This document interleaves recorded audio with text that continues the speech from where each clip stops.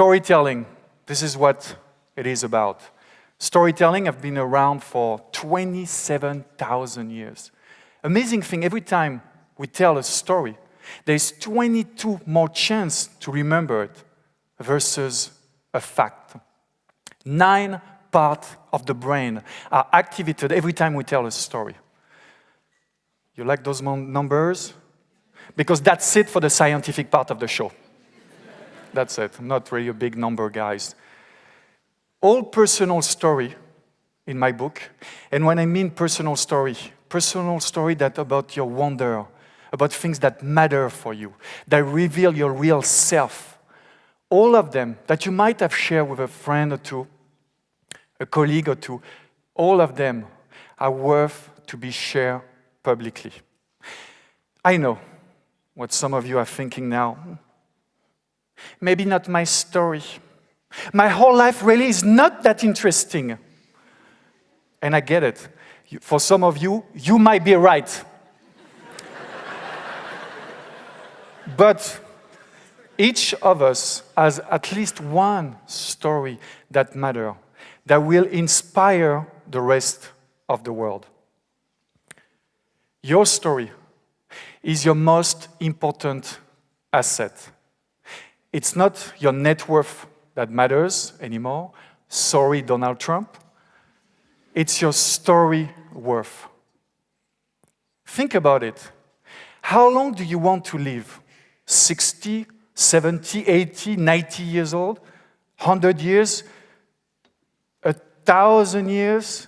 I'm not speaking about your physical body here. I'm speaking about your life impact. How long do you want your life impact to be around for?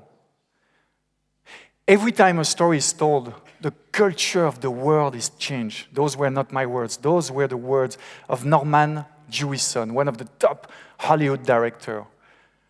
And I think it's so true. Think about all the great men and women that inspire you in your life, great leaders, like Leonardo da Vinci, who showed us how powerful is creativity at each point in your life. You can always tap in whatever you get. I also love General Lafayette. He was only 19 years old when he convinced his family fortune to give half of it to help America, the idea of America, become America. I know some of those stories might be a bit far removed from what we are. Like, okay, I might be not so rich, or I might not be so brilliant as Leonardo da Vinci. I totally agree with you. This is why the biggest story of resilience, a story from people around us. Think, take a minute. Your friends, colleagues, family members, those are the ones that really inspire you. For me, there's a couple of people. First, my grandpa. I was only 3 years old when he died. Yet he's alive with me every single day because of what I learned from the story in his town. He was a mayor of a small town in France. And he would always take the time, 3, 4, 5, 6 hours to spend with his adversary. And that has been a guiding principle in my life. Every time I meet someone who doesn't quite get me. My dad. Yeah, it's a very funny picture. He's had an amazing life, but lots of up and down. Lost everything in his 40s. 50s, rough.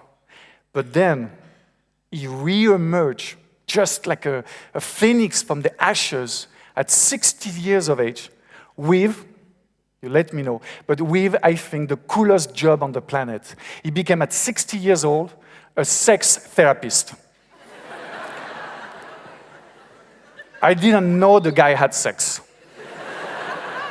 I mean, I guess I go a couple times with me and my sister, but let alone speaking about it.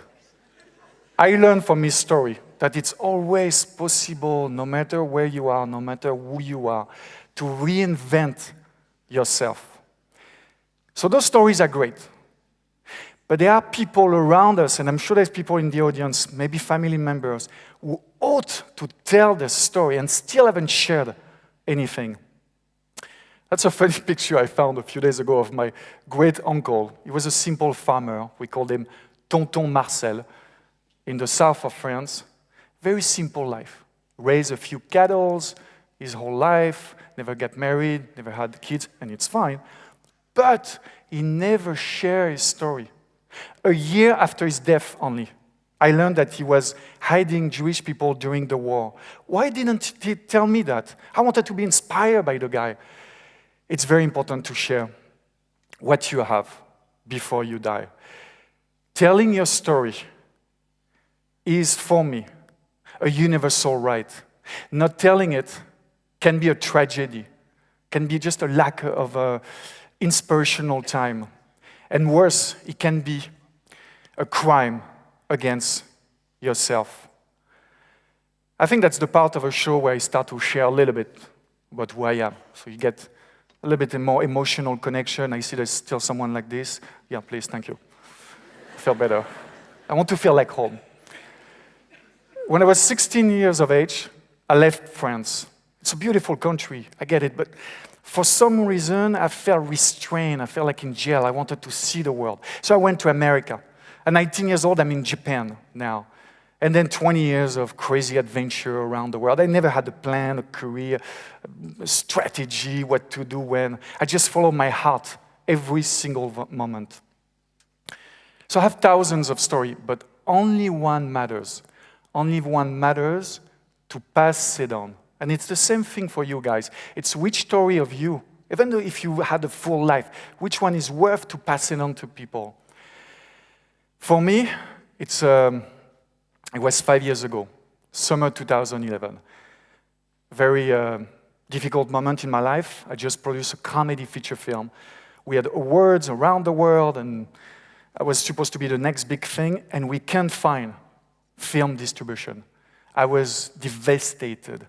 I felt like a failure. I felt broke. I felt sad. For the very first time in my life, things were not just quite working. And I needed something to pick myself up. And I had this brilliant idea. I told my wife, I know what I'm going to do. I'm going to use the last $5,000 on my account because I use every single penny in this film around the world for 3 years. And I'm going to go to Africa, go to Tanzania, and teach stand-up comedy. I thought that would make sense in my life.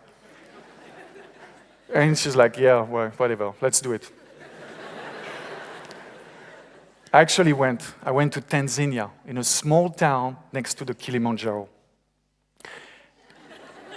And the first few weeks, we started doing improvisation with my kids. They were between 14 and 18 years old. Fun. I'm sure some of you have done improv. Improv is like the love technology. Actually, I'm much more an improv guy than I am a stand-up guy or even a speech guy. I just love when a free flow of ideas.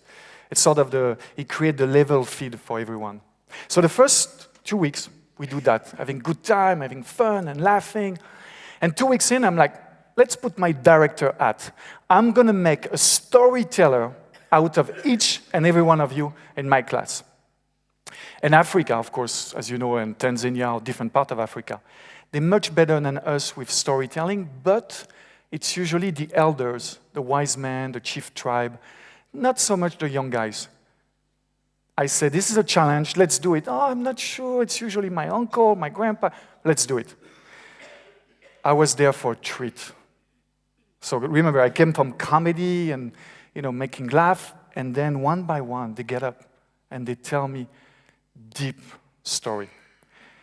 Mustafa got up and told me how his grandpa had tried to kill him twice. David shared with us that the fact that he was the bully of the class was maybe because his uncle had been very violent with him the last few years. And Julia, very shy Julia, got up and took the courage to share with us that her mom would lock her up when all she wanted to do was the right to go to school every single day. I was blown away. It was not usually the deep story I was used to, the funny story I was used to. I'm like, okay, this is my work. I have to work on this. And I help each and every one of them find the entertaining bit, finding the release, finding a way so the story didn't have power over them anymore. And what I saw really blew my mind. Once the story was told, they were released. The power of the story was not there anymore. Mustafa became a comedian in front of my eyes. Actually used his grandpa as a prop. The grandpa was a victim in the story. David, the bully of the class, start for the first time befriend the one he was bullied. As for Julia, the shy girl, for the first time she started to connect emotionally with people. So that month changed my life. I decided to stop everything else I was going to do, and for the first time I have some sort of direction, storytelling coaching. And I start coaching people everywhere in South Africa, LA, New York, France, mostly entrepreneurs, so I could make a living. But then, now, I'm like, let's go back to stories, emotional story, no more pitch, investment and stuff. And I was in New York at the time, 2014, March 2014. And I decided to create an event called Stand Up for Passion. I'll take 7 people, I give them 7 minutes each, and they give me a story of change, of emotion, of human behavior, of just themselves, no one else. They should talk about their own story of change and transformation. But I have to be honest, I, in a way, wanted to do it, and the other way, I didn't want to go as deep as Tanzania. My goal was just to create like sort of an American feel-good event. And then, 2 weeks before, I start coaching my friends. Same thing again as in Tanzania. They get up and tell me huge story. Goldin, born in the Bronx. He was born a crack baby. He was given only 5 years to live. And now he's a thriving social entrepreneur. Donaline lost everything in 1 week. Her husband-to-be, her house, and her job. Tejpal shared with us the fact that he felt as an imposter, as a CEO of a company he no longer believed in. I mean, what a courageous statement he did. He had received, for all the tech guy in the room, you know how hard it is, he had received $1 million of funding a month before the speech. And during the coaching, that's what he told me. I say, are you sure? I mean, this might have impact on your investor, man. You sure? Let's do it. I need to get that story out. So he did. Transformation, again, was mind-blowing. My friend Golding, as I said, is now the CEO of a social enterprise. Donaline understood for the first time she's no longer the victim, and she can have the support of everyone else. She's now writing books on this. As for Tejpal, he started a new company, of course, as any entrepreneur would do. This has been amazing, creating this event. Has changed my life. We've done 16 of them all over the world, Tokyo, New York, London. We'll be in Nepal next month with survivor story of the earthquake 2 years ago. Because everyone has a story to tell. You now see a thread in my own life. I went to Africa thinking I'll make people happy and comedy, something I know. It was actually to heal myself. And then I start an event thinking, oh, it's going to be a big American event style, when in fact it was much more deep. It was to follow my calling. A life not examined is not worth living. Socrates. My goal tonight is that all of us go home tonight and start writing a story. Share it in a few weeks, few months, whenever you can. It's for every one of us. For those guys with a huge, or girls with a huge ego, we need to go deep. It's for those shy people among us, we need to go on stage and connect to people. And it's for those of you who have a story to tell, who just need that kick. Those are the benefit. I could talk for hours of the benefit, but that's the 3 main benefit. First is the lesson you will get about yourself. Why you did succeed at something or failed at something. No matter what, you'll get something every time. Healing is the most important. Whenever you share something like this, There will be someone in the room, guarantee happen every single time, that would have been through the exact same feeling as you went. And will share, will connect with you on a deeper level. You have no idea. They will come to you, talk to you at the end of the show, and you will bond for the very first time with someone, with a stranger. The power again will have no more release. You will feel at peace, maybe, for some of you, for some of my speakers, for sure. At peace with yourself, you will feel empowered. And then, cherry on the pie, the pie on the cake, not for sure anymore. Meaning of your life, your purpose.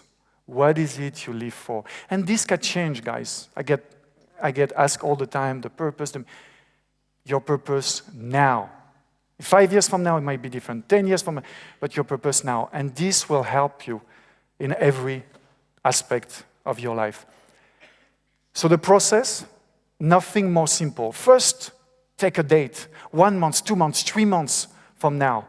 It'll force you to dig inside of yourself, to start collecting the story of you that matters to tell the world.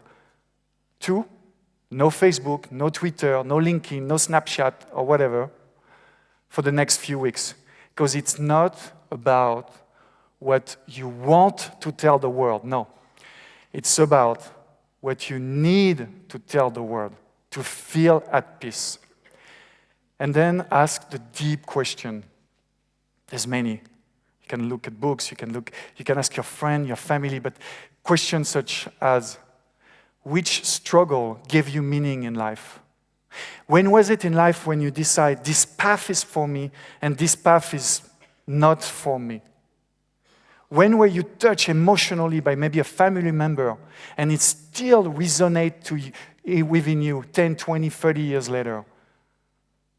Which thread in your life kept coming over and over until you actually do something about it? Like me, with storytelling. So I spent the last 17 minutes or so telling you about why it matters. You don't have all of you to do it. Of course, you can go home and still have a happy life.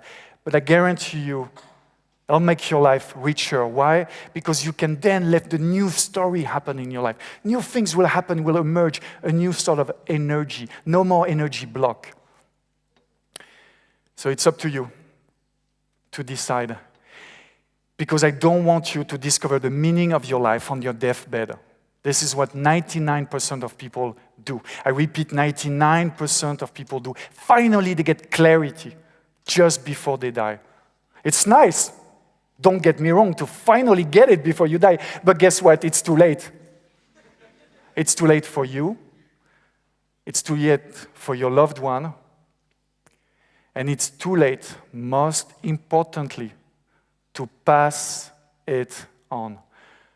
So take off your mask, be real, be raw, start sharing your story, and maybe, just maybe in the telling of your story, you might find your life calling. Thank you very much.